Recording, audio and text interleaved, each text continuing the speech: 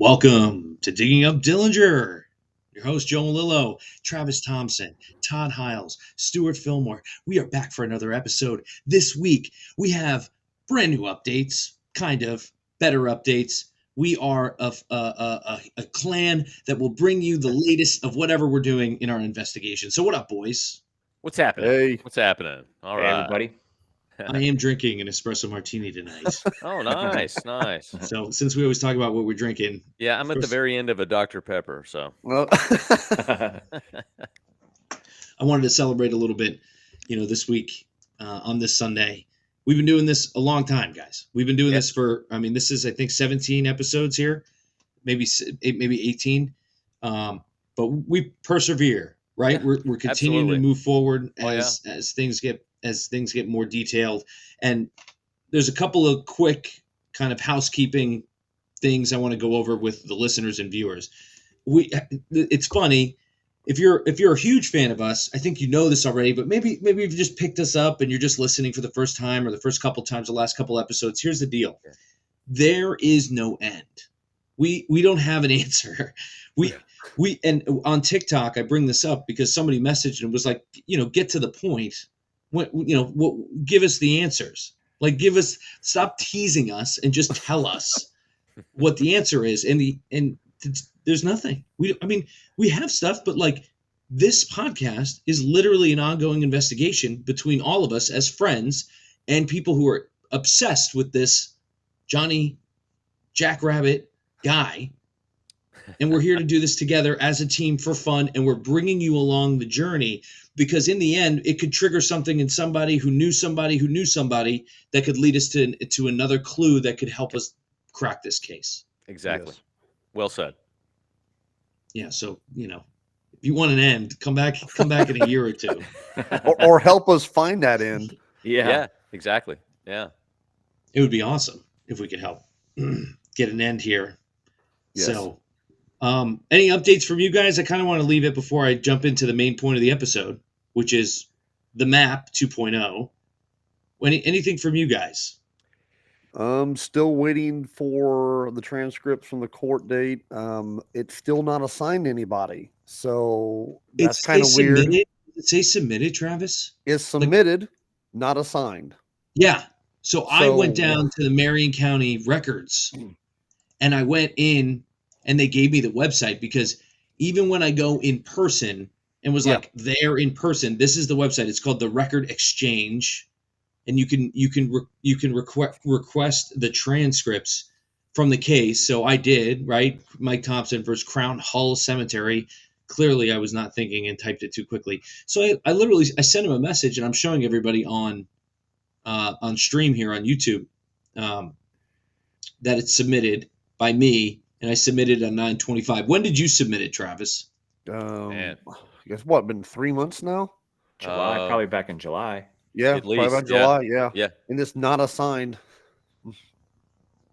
I did another piece of research for this. I called the Record Exchange on this website, on their website number, and I talked to somebody, and he picked up the phone after it was ringing for a while, and I was like, "Hey, explain this. Do you guys like how's this working?" He's like, "Basically, we're just the in between with the clerk, the record clerk in the county, and so they get the request via email."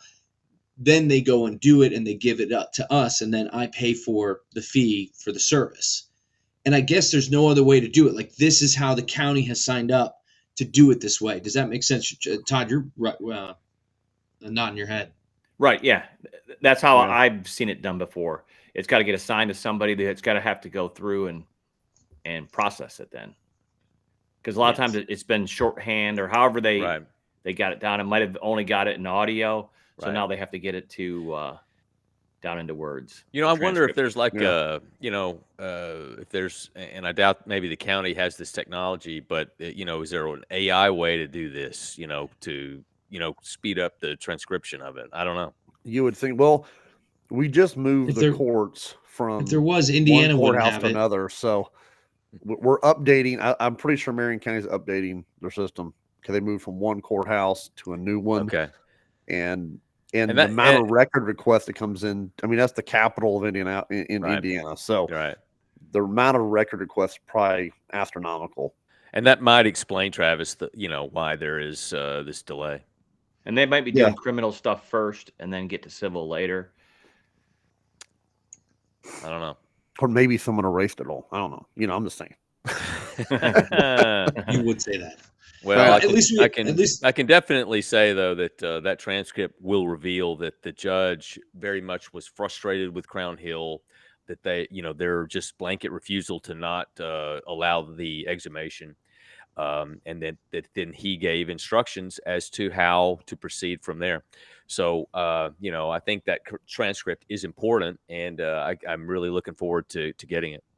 Yeah, that's why I went down there in person, thinking I could just pull it from the records office building, which is a completely separate building. So, and now we have a case, at least we have a kind of control group, right? We have Travis, who has the last name that is flagged for everything as, this is his case. So, maybe they're not working with us. But me, Malillo, right? Yeah. A separate request by some guy. But we'll see. We'll see what happens in terms of how long it takes. So good update there, Travis, because I did want to bring that up. That's a really good idea. Yeah, the record exchange. We're trying to get the transcripts. Yeah. So if anybody knows anybody in the Marion County Records Clerk's office. Yeah. How about you, Todd? Anything going on? I know Back in Crime, your podcast is doing great. Yes, yeah, we've been busy with that. But as for this, I'm excited to see some more pictures of the map. I know you've shared them with us, but I think a lot of the viewers need to see a lot more of this and the routes and things like that, because we keep talking about it, but they need to really see a lot more of it. Yeah. Because to me, the map is fascinating. I think there's some road trips that we could be taking. Oh, yes. Yeah, bring the 1-month-old that I have. Just bring her bring her on. And I did something that Stuart did, because Stuart and I are very similar in the way we think about these things. And I wrote down the map route and the dates in order so that we know. And Shane, the owner of the map, was sitting there with a pen and paper and helping me. So if you go on our TikTok, you can see kind of like the day that I spent or the hour that I spent doing that with him. And it's pretty interesting to see it. We had the gloves. We pulled them out. I was super careful. I was holding a piece of history that John Dillinger held, or at least what we believe is John, which is we'll go into some of the DNA testing too. So go ahead, Stuart. Anything from you? No, I mean, just that you and I had talked about some updates, relating to the DNA and stuff, and some possibilities there, which ultimately could be the key to unlocking this whole thing. All right. The key to unlocking. That's what we want, the whole thing. Okay.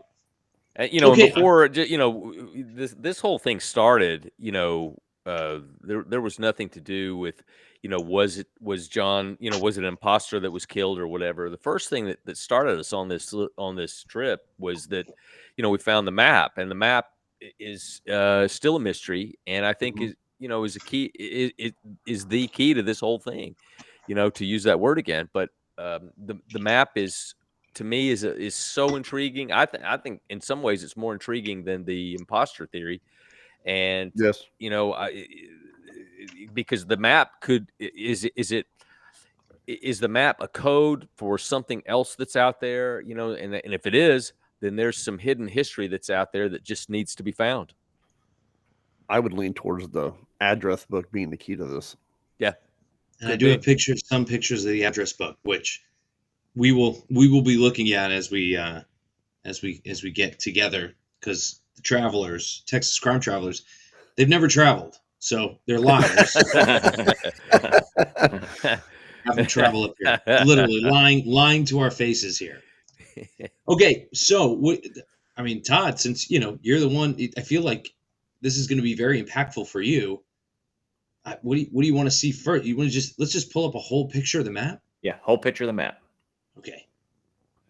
The back of the map or the front of the map? I got everything. I swear to God, I got everything. All right, we'll pull it up. So again, the other day, Shane Williams has this map at a bank, and he has it in a safety deposit box, and we have the list of people who have opened it up and touched it, and I got to sign that. So And I think it's important too to mention that when the map was found, you guys couldn't disclose that fact for a while. That's true. Yeah, we were under NDAs for the a TV show because that's what this was all about, and so this would have been this was a great hook for the TV show. So yeah, we had to be quiet about it, until the NDA expired when the production company couldn't sell the show. And was that almost a year? Or how long did that last? Travis, I'm thinking it was over a year, to be honest. Yeah, I think it was close to 2.5 years Yeah. before things really kind of fell dead. Because it seems like every time that one production company would come on board and say, "Oh man, every network on the planet wants this, and man, I can sell this thing in 2 weeks," and then a year later, nothing happened. Yeah. So that we kind of had a couple of those where we just sat on it for a while, waiting for a show to sell, and it just didn't happen. Now, Joe, I have a question because I don't remember. Yes, I do not remember ever seeing the back of this map. Oh, I figured I took it for a reason. When you were looking at it, did you see any weird? Because I know there's there's numbers and stuff on the back. Yeah, let's look. I didn't know did you notice anything on the back that was written? Oh, written. Or written or circled or maybe been circled? No. Here. Let's so Travis, I never did. And I have actually kind of, I won't say studied, but I have used the back of the map because it's basically a chart that shows the mileage in between various cities. Okay. And it's done on a grid system.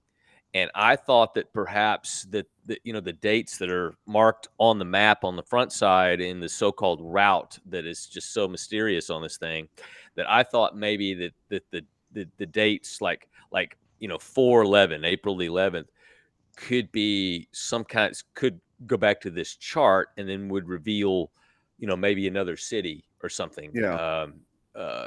And so I've been all over that. I'm not saying there's not something on there, but I didn't see it in looking for that. It's pretty clear. I gotta say, guys, this picture with my phone is pretty clear. It really is. Could there be a very slim chance? I'm just reaching for the moon here.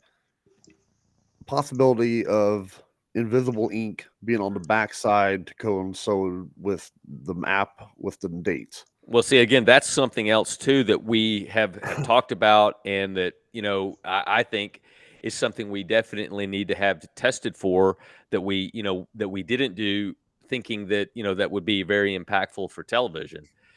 So I don't. There's no doubt that I think the prisoners were aware of maybe the technology, or it's very low tech, but methods to do invisible ink, and I'm convinced it's certainly worth trying, worth testing to see how it is. Now, I don't know how damaging it is to the map, what the testing would entail, but absolutely we need to consider, a test for invisible ink. There's another thing I was thinking about since the last time I went to Dad's house, and when Joe was there, we were talking about the Indiana map that was lost in the car, right?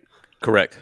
What if we got a 1934 shell Indiana map and laid it over top of this map, and maybe where it's marked on the United States map, it could lead us somewhere on the Indiana map. All right. That's a great thought. It absolutely is. And just for the viewers, just to remind, or the listeners, to remind them that Dillinger and his brother Hubert had taken a ride up to from Mooresville, Indiana, up to a place in Ohio, and on the drive back, Hubert, the brother, was driving and he fell asleep and wrecked the car, and they abandoned the car. And then later on, the Indiana State Police, when they found the car, recovered a 1934 shell Indiana road map that had some weird numbers on it that the FBI believed was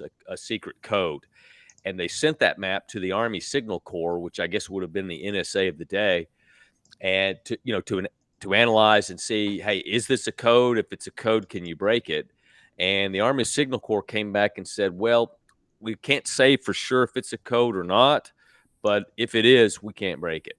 So, but unfortunately, that map is not in the FBI file. We presumably it was destroyed, back in the day, but unfortunately, we don't have a copy of it.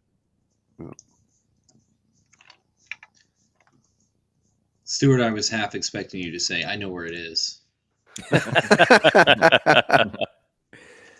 Man, I wish.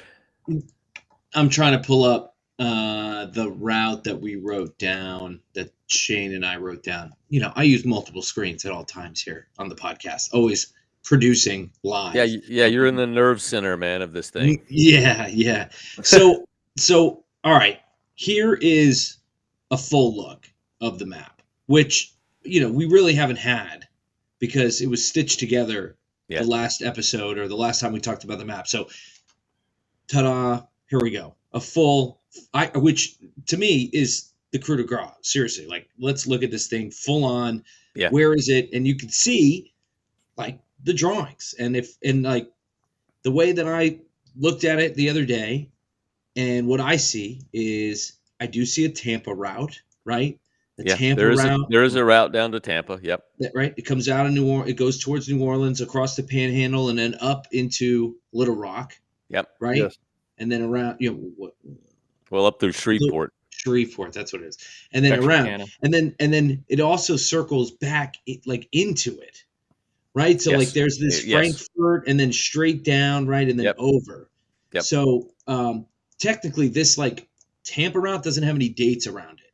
No. And the difference between the other route and the Tampa route is they have dates, and these don't. Correct. Which I found really interesting. Like, oh, okay, so like he was dating the other ones. Is this like, again, Travis talking about overlaying Indiana over it? It would be interesting because dates don't really mean anything here. Tampa, Tallahassee, over to New Orleans, up to Shreveport, up to Little Rock, then over to, looks like St. Louis, then up to Cincinnati, and then back down, and right in this area. Right in this Cincinnati, south of Cincinnati, near Frankfurt and Louisville, to the right of it, it looks like it was erased. Like it was a date that was erased. Yeah. It also falls directly on that crease too, Stuart. Did you notice that when you were looking at it? I did. And what I was talking about earlier off air was what I could see on it here. There is some fading to it, maybe where the crease was, and maybe that's what I was thinking was possibly erasures on it.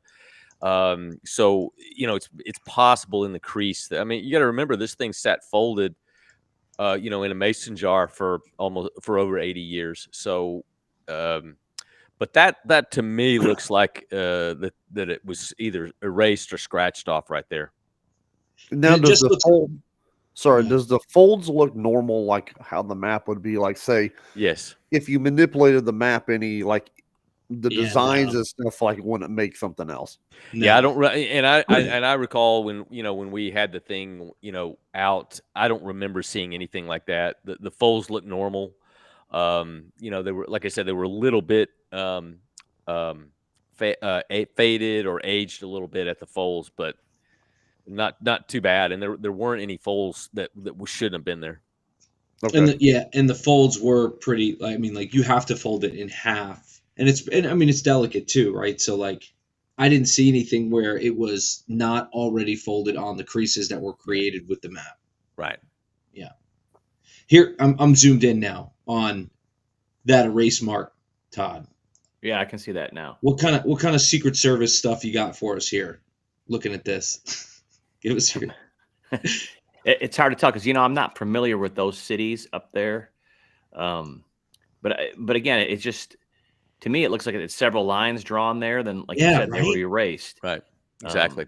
Let me ask you guys this: back and forth driving. I guess. Something. Yeah, exactly. More specifically, like I've noticed that the lines don't directly go through a city. They're usually like I don't know. Let me see if I can find another one. That's what you'll see. Yes, is that there's lines. Perfect. Yeah. Yeah. Go ahead, Stuart. No, I was just going to say there's lines between cities where there is no direct road, and you know, so were we talking about an airplane here? We're talking about a train, or is there Yeah. something else? You know, Yeah, literally.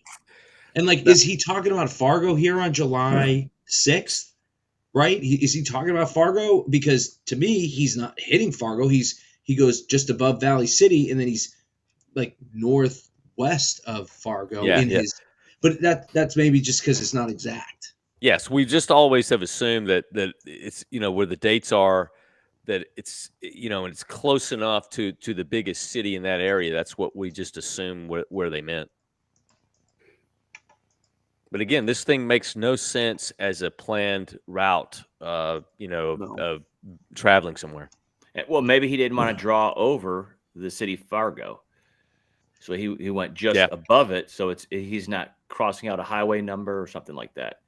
Plus a national map, right? We're not being exact. I mean, it's pretty small. These are pretty small spaces in terms to be able to draw Right. on a pen with a pen, True. Yeah. with the pen, Yeah. indelible pencil.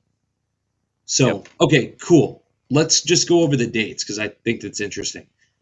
And I think everybody and our listeners need to hear it in order on what the date. So, like I said, there's Yeah, that sure. Tampa route that goes up and around and then back down, kind of, and it also kind of looks lighter in pencil or pen. Mhm. It's not a heavy pen, it's a lighter pencil feeling.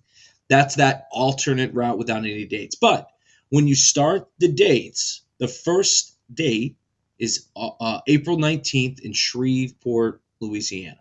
Right. It's also one of the last dates too.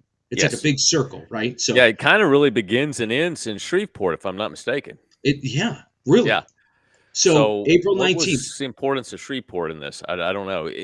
I don't know of any reference in any of the Dillinger research that I've done of him having any connection to Shreveport, Louisiana. Neither do I. I have Yeah. no any connection there. Maybe there's a gangster connection in some other way. Who knows? Yeah, What was even going on in Shreveport in 1934? Man, not much. I mean, really? I really don't know. It's nothing that has ever really hit my radar in any gangster sense of the things that I've looked at. Okay, so Now, one thing Shreveport. to say also is that the Dillinger gang did visit Florida in late December 33, January 34, but they were in Daytona Beach. So, you know, they had been there before. So a route to Tampa, you know, is not so unusual, and maybe they just thought, hey, we'll go back through the South and, you know, through Mobile and New Orleans and that way. Again, I don't know, but there's no dates associated with it. And the other thing that's important to remember is the first date we see on it is April 19th. We don't have any years, but April 19th. We know that Dillinger was at the family farm in Mooresville, Indiana, between April 6th through the 8th. That was a weekend. And that's when the famous picture of him holding the wooden gun with the Thompson submachine gun was taken. And we believe this is when the map was buried.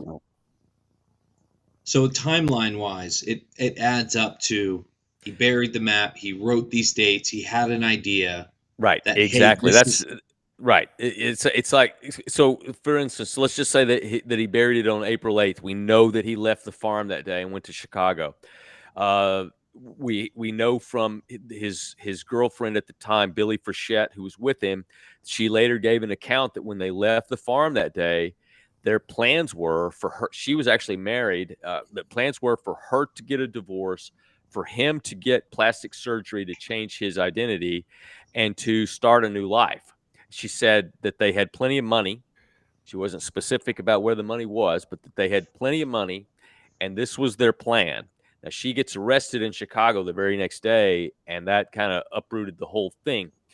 But is this map, you know, with April 19th being 11 days later, was this part of that plan that she's talking about, you know, for them to start a new life? So I don't know. Again, it's intriguing knowing what the things that we do know, you know, from that time. It'd be interesting if Shell could tell us when this map actually came out. Did it come out in 33? You know what I mean? Did it come out it says a year 34 early? right here, roadmap. Yeah, it says 34.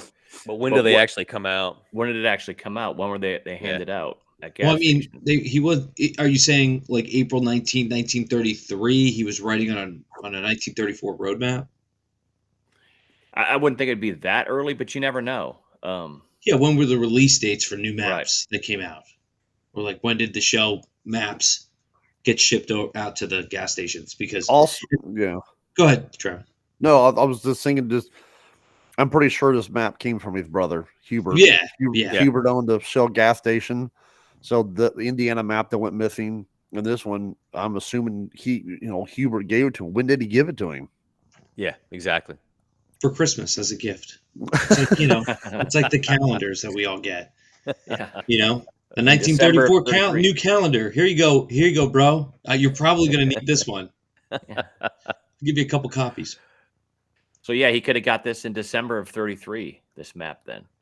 Yeah, that's my thought. It's like Yeah. the calendars, right? They come out like right Sure. before the new Yeah. year. Okay, so continuing. April 19th, Shreveport, Louisiana. Stuart, nothing really sticks out. If we zoom in, I'm zoomed in pretty much as hard as I can here on the map. And Joe, I'll just add this really quickly while you're on this, and we're talking about Shreveport seeming to be the starting point. If you go from Shreveport up to the northeast, that goes to Little Rock, and then it appears to me, the first thing that I remember seeing the first time I saw this map, it appears to be that there's this arrow that's formed to the west of Little Rock. Yes. That seems to point right at Little Rock. I just almost feel like in some way that's important. But again, what that importance is, I do not know. I now with the dates in an order, I don't agree. I think it's just circumstantial. I think it just could be. happened. Could be. It But happens. yeah. I mean, how much was Dillinger John into like codes and stuff? It's speculated throughout the FBI file that the gang had communicated with secret codes. All right. Yeah. See, I'm not privy to that. I haven't read the thousands of pages. You also got to remember when John was arrested in Tucson, Arizona, right before he was put in custody, he took a letter and ate it. So if there was code on there, if that was the key to a code, he would have made sure that got destroyed before he could have got taken into custody. Yeah. Right. Well, it does make an arrow, and yes, the dates are. They're thought out. I feel like from the distance perspective, like I feel like it's a thought out date. So like Shreveport, April 19th. 11 days later, he's in Little Rock, Arkansas. From going April 30th, right? He's in Little Rock. Right. I feel like that's 11 days is a long time to go from Shreveport to Little Rock. Oh yeah, that's not that far at all. And but does that mean that he spent 11 days in Shreveport? Or can't imagine what you would have done in Shreveport in 34 for 11 days. But and not only Shreveport in 11 days, but then he's like, I'm also. But this is just a plan too. Like his whereabouts on April 30th, 1934. Do we know for sure, Stuart? Well, again, we know where he was from the 6th through the 8th of April of 34. He was at the family farm, and then from there he goes to Chicago. So he goes up to Chicago. He doesn't even go to Chicago. When was the World's Fair up in Chicago? That was in 33. So that's right. Yeah. But then so Billy's arrested. From there, he kind of goes into a tailspin. He was a little bit depressed, about Billy getting arrested. I think he spent some time considering trying to break her out of jail. And we know a lot of this from he had an attorney that represented him named Louis Paquette, and Paquette had an investigator named Art O'Leary, and so Dillinger met quite frequently with Art O'Leary, and so O'Leary later told some of those conversations, and that he had talked Dillinger out of trying to break Billy Frechette out of jail, that it was very dangerous, and he eventually gave up on that. And then from there, later on, and forgetting the dates exactly on it, but after this, Dillinger ends up in Little Bohemia, up in northern Wisconsin, where he's surrounded by the FBI. The entire gang is surrounded, and then there's a huge shootout, and then after that, he kind of goes under the radar for a while, and it's when we know that he had plastic surgery in Chicago. So he was None of these lines go anywhere near Chicago or Wisconsin. correct. Yeah. Yeah.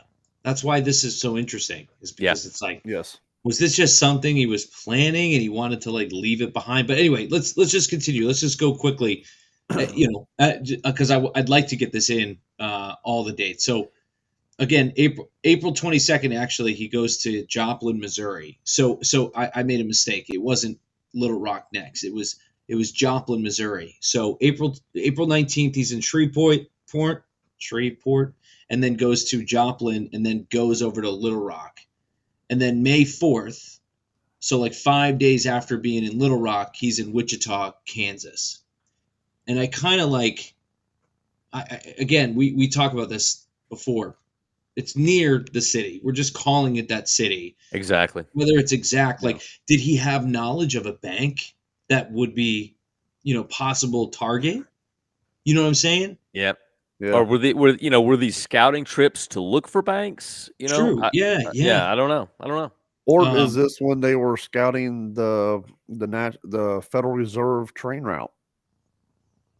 Yeah, exactly. Because we do know that they were considering that, and that's when they had talked to this Alvin Karpus and those guys considering this train robbery. So that's something else I know, and I think Travis, you were the first one to point that out when we first found this. Was these train routes? So and that's something else we've never been able to confirm. No, yeah, but like train routes, I feel like train routes aren't like, I don't know. They were everywhere. Right. It seems like if you were going to do that, there'd be in those days you would have had maps or some kind of brochures with established train routes that they would have that would have been available. Yeah, but this was all that was available to John, was probably this kind of map. So he had to make do, which is why we're here talking about airplane routes. I mean, yeah, and the other thing is there an airport, like a little airport, that his brother was using near those cities, right? Like, I know that in Indianapolis, if you go to Noblesville, Indiana, it's in the northern part. It's not Indianapolis, but it's north and it's northeast. There's a small runway that. And it's funny you say Noblesville, because that's actually where Hubert wrecked the car where the Indiana map was found. Yes. It's meant to be, dude. I'm telling you, it's probably air routes, and we have that picture of his tail number. So. Yes. If we could find, golly, there's no way these records are still around. But like, imagine if we could find a record of Hubert's routes that he did take whenever he did them, and see if any of. Yeah, go ahead. Again, to just add some context to this, if it were just air routes and maybe some planned trip that Hubert wanted to make, we know he was a pilot. I don't know if he was a pilot necessarily in April of 1934, but nonetheless, if that's what it is, then why bury it? Why is it buried in a mason jar in the floor of a outbuilding, out on the farm back in the day? What I'm saying is, I'm not saying that Hubert buried it. I'm saying that they planned it together, and this was a secret. This was the plan that Hubert needed to keep in mind. Yes. As the months and went again, on. The family, they knew the farm was under surveillance by the FBI in April of 34. So again, that's what tells me that this is something that they did not want the FBI to find, and so that's why it was buried. Yeah, because they knew by my grandmother Francis's stories that the FBI would randomly come to the house at night, uninvited, and search the home randomly. So they would not want that jar just sitting out there or the map sitting out there. Now, I have a question for Todd and Stuart. I don't know this. In 1933, 1934, was there any money being transported by air? I don't know the answer to that, Travis. Yeah, I don't know either. I would think it would be by train going to the Federal Reserve banks. But I would think if these lines were trains, I think they would be marking down the whatever train companies they were. You know what I mean? Yeah. We'll if there's a train expert listening, please talk to us.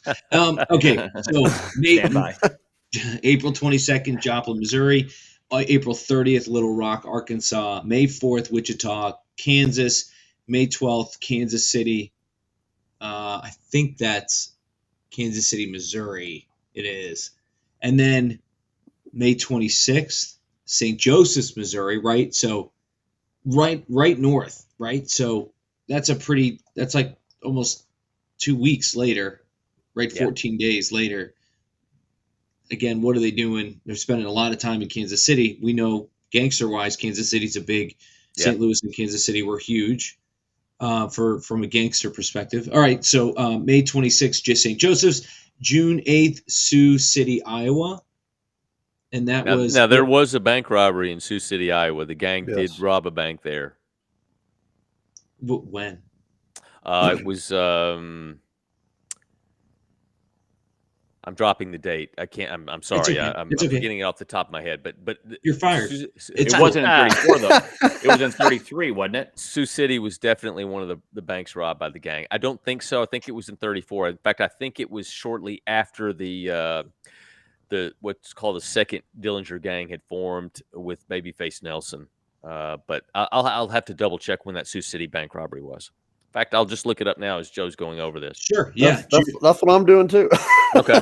Yeah, you guys need to be doing that, so I'm not just doing it all the time. Put some work in. It happened October 3rd of 1933. Okay, good call, Todd. So must be another hit. Who knows? Must be. I'm saying this very clearly. I don't know. June 15th is Sioux Falls, South Dakota, right? No. Yeah. And what I love about this Sioux Falls, South Dakota number here is that it's got the 5 on it, the 15, right? Yeah. Well, also, what else is significant about that?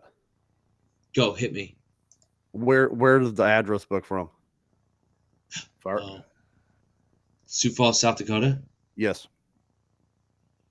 Oh, it is. The address book is from Sioux Falls. It's like a souvenir address book from Sioux Falls. Right, Travis? That's what you're getting at? Yep. I didn't know there was a number right there at that. It's been a while since I've looked at it. So there you go. Our first real lead. And I'll tell you something else. That if you notice the 5 there of the June 15th by Sioux Falls, Dillinger made a very unique 5 with that very long upper line. You know, that I forget. I don't know what you call that, but you know, that upper stroke that makes the 5. The top shelf of the 5. Yeah, the top shelf of the 5. In his known handwriting, we've seen that same unique pattern throughout, and so it's a very distinct 5. Very distinct. I've never in my life would ever imagine anyone writing a 5. A crazy person. I can't either. But it's consistent in Dillinger's known writing, so that's another little clue that we think, you know, that this is his map. Yeah. Travis, how do you make your 5s? Like a normal 5, I guess. Not like a psychopath like this dude. Psycho, dude. Look, what is that? Get to the point, man. Like, you're already at the 5. Like, just get to it. Like, why you have to give it the extra twirl? You've got to have a little flair. There's a little flair to it. It's a fancy 5. Enough flair. Dillinger's got enough freaking flair for all of us. He needs to chill out with his 5s. You can never have enough. Yeah. But that was cool. I did love seeing that, and I made sure to get a picture of that specifically. Yeah. June 22nd, Grand Forks, North Dakota. June 30th, Minot, North Dakota. Is that how you say that, guys? Minot? Yep. Why not Minot? Friesen's the reason. June. So, and you can see, I keep doing it here, but you can see the map clearly shows the lines and the dates. Like this, it's pretty obvious what the dates are too. I mean, you need to it. Yeah. No date in Fargo, North Dakota. I said that. Where? There it is. Maybe it's July 6th is actually Fargo. And then July 14th is Winnipeg. Yeah. So he went up. I guess Canada was an option. But what I think about Winnipeg in July 14th is, that's 1 week and a day from his death date that he's writing down. Right. So kind of eerie to think he was writing. And also on June 30th, we know that the Dillinger gang, it was their last bank robbery, was in South Bend, Indiana. So, so that's been some speculation. Are these bank robberies? Well, we have a date of June 30th on here, but we know where they were on that date. Yeah, exactly. So definitely not, it was maybe just an idea and then it turned into something else. But August 4th, Great Falls, Montana, followed by August 11th, Billings, Montana, followed by August 19th, Des Moines, Iowa, followed by September 1st in Lincoln, Nebraska. And then we go down into Kansas City, Missouri again for September 9th. And September 14th, I said like Ellingsworth, Kansas. And then September 24th, where is it? It's down here. It's like north of, it's Oklahoma City. Oklahoma City. Followed by, September 24th. And then September 28th, Muskogee, Oklahoma. And then back to October 5th, Little Rock, Arkansas. And then October 12th, back to Shreveport, Louisiana. And that's the last date. Now, some of those dates that are written on there look smudged. Like, were they erased and rewritten, or they just due to time? I mean, you're right, Travis. They definitely do. Especially the one up north, the one to July 29th. Let's see. It looked that July, that 29th. That's right there. It looked smudged, and the one just to the, going west, it looks smudged as well. But I don't know if that's how the ink got after 80-something years in a jar. Yeah, and this one, you can tell the August 11th one is on a fold. And so it looks more smudged, in my opinion. Yeah, I mean, that's a good observation. Again, if you're here because you want an answer, go away. We don't want you here. Travis just came up with a great point. And this is what investigators do. We throw out the ideas that are in our mind, exactly, so that we can all kind of mull on it together and, give our own opinions about it. Yep. So, guy on TikTok, go away. Go away or give us some answers yourself. Yeah, exactly. Yeah. Exactly. Right. We're running out of time. I think this is a good stopping point. Any final thoughts on finally having a large picture of this map, running out the dates and cities? And now we have a list too that we can kind of cross compare as we go along during our research. Right. Yes. And I'll tell you, I've considered that, are the towns themselves, are they part of a code? Are the dates themselves part of a code? Is there some link to, do these dates reference something else? Are the towns, is there an alphabetical thing to this? I've pondered it many, many different ways, but I'm wide open that if someone else has a better idea, man, let's hear it. I know, is it like zip code, time zone? Instead of the May, it's 5, then the date, it's endless possibilities here. Right. Every time I see this map, I got more questions than I have answers. Yes. It's definitely cool. I mean, you guys, it's unbelievable, Stuart, you found it. And then thanks for not busting it in half, though. Yeah, exactly, man. I mean, hell, you almost did. Whoa, man. Yeah, 3 inches, just a little further, and I would have cut it in half. If that root wasn't there. Cut it in half. Oh my God, that would be terrible. But you didn't. You literally didn't. Nope. Also, I pulled up some smudges that we talked about. I forgot to bring that up. On the side here, there's some smudges that Stuart wanted me to get some close-up pictures of. Might be a fingerprint. Yeah, we definitely think if you look at it with the naked eye, there are some fingerprint ridges you can see in it that probably is not enough for an analysis, but you never know.